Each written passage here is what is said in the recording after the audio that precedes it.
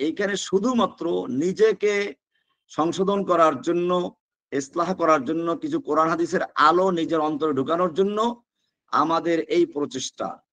কাজে এখানে এই বারবার ওই চাঁদের মাসলা, এই কে ডাকি করলো না ভাই, এখানে আমরা এগুলো না নিয়ে আসি। আল্লাহকে খুশি করার জন্য, শুধু ইলমে দ্বীন অর্জন করার জন্য আমাদের এই মজলিসটাকে আমরা পবিত্র রাখি। সেই হিসাবে আপনারা এই হাদিস সংক্রান্ত কোনো শব্দ বুঝে আসে নাই, বা এই হাদিস সংক্রান্ত কোনো পরামর্শ আছে বা প্রশ্ন আছে, এগুলো আপনারা বলবেন। এরকম ভাবে আমার উপস্থাপনা যে বুঝে না আসে বা আমার কোনো কথা ছুটে যায়, এই হাদিস সম্পর্কে আপনার জানা আছে, কারণ এই আপনাদের মধ্যে হয়তো অনেকেই আছেন যারা আমার চেয়ে আরো ভালো জানেন। আমি ছোট্ট একটা মানুষ, একজন তালেবুল ইলম। তো আমি এখন আসলে তালেবুল ইলম মনে করি নিজেকে। তো সেই হিসাবে আপনারা যদি মনে করেন যে হাদিসটার উপরে আরো কিছু অংশ আলোচনা করা যেত, আমি করি না, ছুটে গেছে, অথবা আমি যে আলোচনা করেছি এর মধ্যে কোনো অংশ বুঝে আসে নাই, তো এই জাতীয় প্রশ্নগুলো আপনারা করবেন। এইখানে পুরা ইসলাম নিয়ে, রাজনৈতিক বিষয় নিয়ে বা মানুষের বিভিন্ন সমালোচনা নিয়ে এই জায়গাটা আমরা না আসি।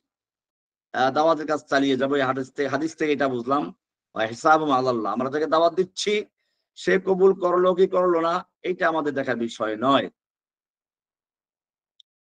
তো বিষয়গুলো হচ্ছে, আমরা এই হাদিসটা গুরুত্বপূর্ণ একটা হাদিস, যেটা নিয়ে আমরা আলোচনা করলাম।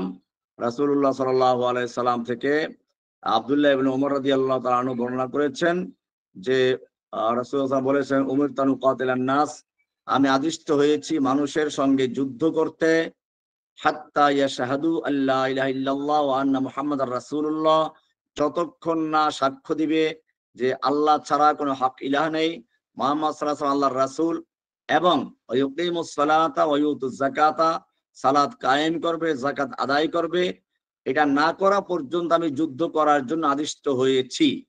ফাইদা ফাআলু যালিকা, যদি এই কাজগুলো করে, যখন তারা এই কাজগুলো করে নিবে, আসামু মিন্নি দিমাআহুম ওয়া আমওয়ালাহুম, আসামু, তারা নিরাপত্তা লাভ করবে, বাঁচিয়ে নিল, মিন্নি, আমার থেকে, দিমাআহুম, দমনের বহুবচন, তাদের জান, ও আমওয়ালাহুম, তাদের মাল সমূহকে তারা বাঁচিয়ে নিল, নিরাপত্তা লাভ করলো, ইল্লা বিহাক্কিল ইসলাম, কিন্তু এরপর যদি ইসলামের হকের কারণে তার উপরে জানমাল নিরাপত্তা চলে যায়, সেটা ভিন্ন বিষয়।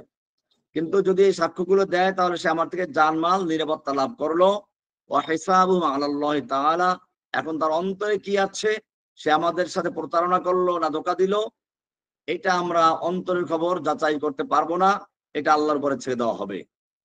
তো আজকে এ পর্যন্তই আলোচনা হলো। আমরা এখন যাব প্রশ্ন উত্তর পর্বে।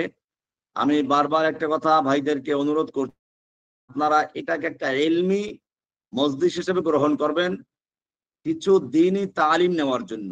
আমরা কত প্রশ্ন উত্তর এই ফেসবুকে লেখালেখি করি, বিভিন্ন তর্ক বিতর্ক করি, এইটা এরকম জায়গা না।